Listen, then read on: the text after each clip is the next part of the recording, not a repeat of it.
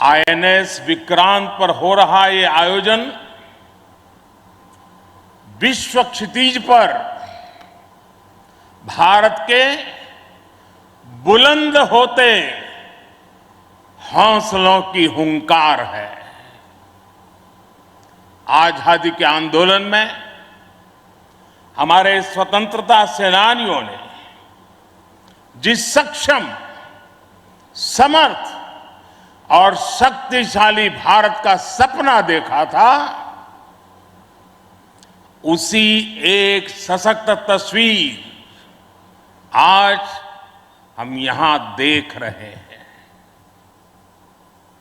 विक्रांत विशाल है, विराट है, विहंगम है।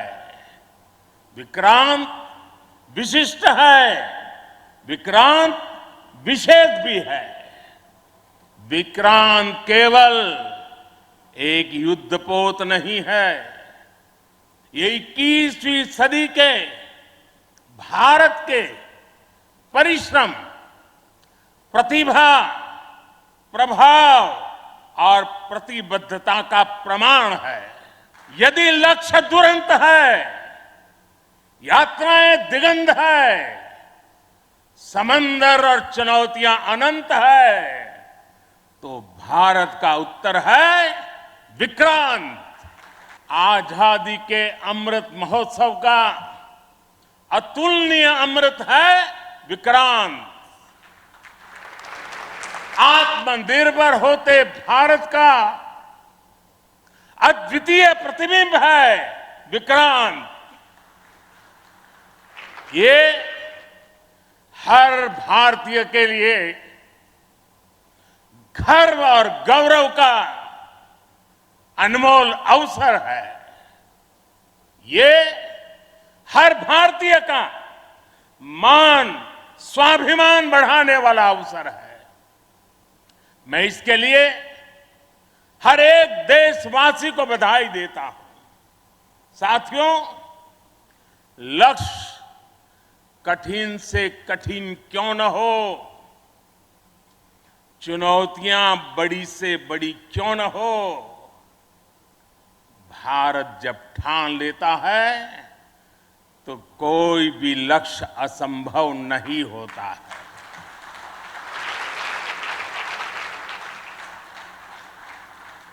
आज भारत विश्व के उन देशों में शामिल हो गया है जो स्वदेशी तकनीक से इतने विशाल एयरक्राफ्ट कैरियर का निर्माण करता है। आज आईएनएस विक्रांत ने देश को एक नए विश्वास से भर दिया है। देश में एक नया भरोसा पैदा कर दिया है। आज विक्रांत को देखकर समंदर की ये लहरें आह्वान कर रही है, अमर्त्य वीर पुत्र हो, अमर्त्य वीर पुत्र हो, दृढ़ प्रतिज्ञ सोच लो, प्रशस्त पुण्य पंथ है, प्रशस्त पुण्य पंथ है। बढ़े चलो, बढ़े चलो, बढ़े चलो।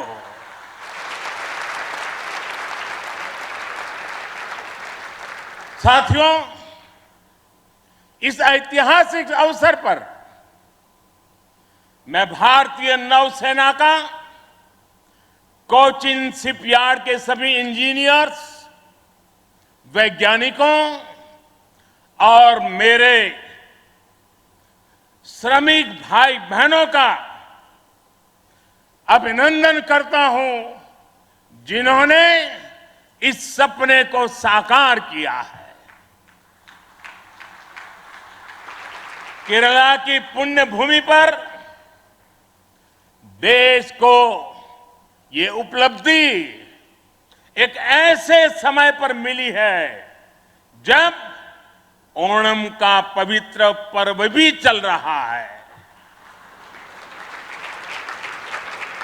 मैं सभी देशवासियों को इस अवसर पर ओणम की हार्दिक शुभकामनाएं भी देता हूं।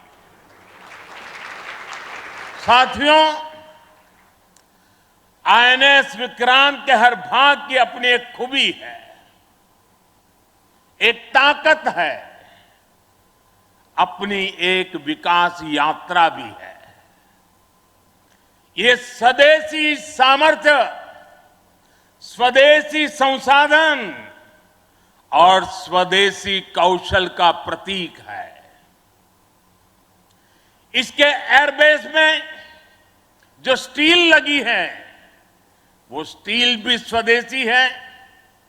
ये स्टील डीआरडीओ के वैज्ञानिकों ने विकसित किया, भारत की कंपनियों ने प्रोड्यूस किया। वैदिक काल से लेकर गुप्त काल और मौर्य काल तक भारत के समुद्री सामर्थ्य का डंका पूरे विश्व में बजता था। छत्रपति वीर शिवाजी महाराज ने इस समुद्री सामर्थ्य के दम पर ऐसी नौसेना का निर्माण किया जो दुश्मनों की नींद उड़ाकर रखती थी। जब अंग्रेज भारत आए तो वो भारतीय जहाजों और उनके जरिए होने वाले व्यापार की ताकत से घबराए रहते थे। इसलिए उन्होंने भारत की समुद्री सामर्थ्य की कमर तोड़ने का फैसला लिया।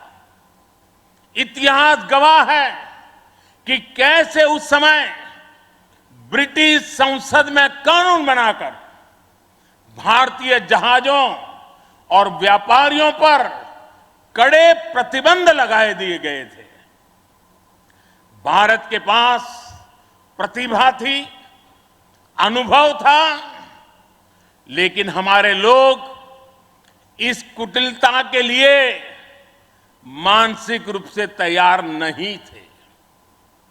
हम कमजोर पड़े और उसके बाद गुलामी के कालखंड में अपनी ताकत को धीरे धीरे भुला बैठे। अब आजादी के अमृत काल में भारत अपनी उस खोई हुई शक्ति को वापस ला रहा है। उस ऊर्जा को फिर से जगा रहा है। साथियों, आज 2 सितंबर 2022 की ऐतिहासिक तारीख को इतिहास बदलने वाला एक और काम हुआ है। आज भारत ने गुलामी के एक निशान, गुलामी के एक बोझ को अपने सीने से उतार दिया है। आज से भारतीय नौसेना को एक नया ध्वज मिला है। अब तक भारतीय नौसेना के ध्वज पर गुलामी की पहचान बनी हुई थी, लेकिन अब आज से छत्रपति शिवाजी महाराज से प्रेरित नौसेना का नया ध्वज समंदर और आसमान में लहराएगा।